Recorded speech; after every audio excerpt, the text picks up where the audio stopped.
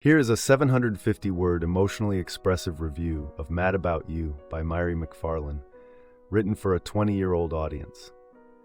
Have you ever found yourself in a relationship that looks perfect on the outside, but deep down you know something isn't right?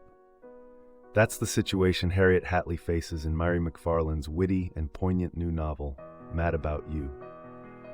The story throws us right into the action as Harriet, a successful wedding photographer, receives a very public marriage proposal from her upper-crust longtime boyfriend. The only problem? Harriet has made it crystal clear that she never wants to get married.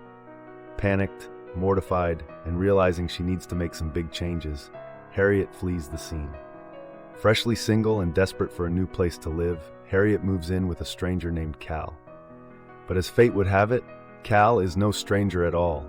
He's the runaway groom from one of the weddings Harriet photographed. Talk about awkward beginnings.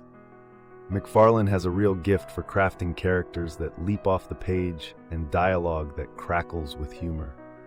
I found myself cackling at hilarious one-liners about everything from TaskRabbit hookups to the challenge of finding a celebrity crush that isn't problematic. But what I loved most was how she captured the subtle ways toxic relationships can erode your self-worth over time. As Harriet tries to move on with her life post-breakup, her manipulative and emotionally abusive ex resurfaces, dredging up painful memories she's worked hard to overcome. McFarlane doesn't shy away from heavy topics like gaslighting and reputational smear campaigns, but she balances the darkness with uplifting moments of female friendship, personal growth, and blossoming romance. Watching Harriet come into her own and learn to stand up for herself was incredibly moving. Haven't we all struggled to break free of unhealthy relationship patterns at some point? I saw so much of my 20-something self in Harriet. Her journey felt authentic and earned. Of course, it helps that she has a hunky new housemate to trade barbs and share soulful glances with along the way. The forced proximity trope is a rom-com staple for good reason. It's the perfect setup for simmering sexual tension. And boy does McFarlane know how to build anticipation. Cal and Harriet's slow-burn relationship had me flipping pages faster than you can say, "Just kiss already."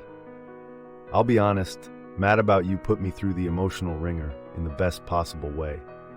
One minute I was doubled over laughing, the next I was ugly crying as Harriet worked through some seriously heavy baggage. McFarlane has an uncanny ability to expose the human condition with insight, sensitivity, and razor-sharp wit.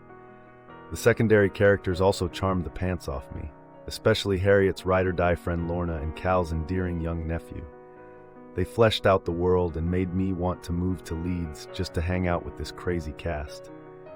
Well, maybe not Harriet's snobby almost-in-laws. Those people were the worst.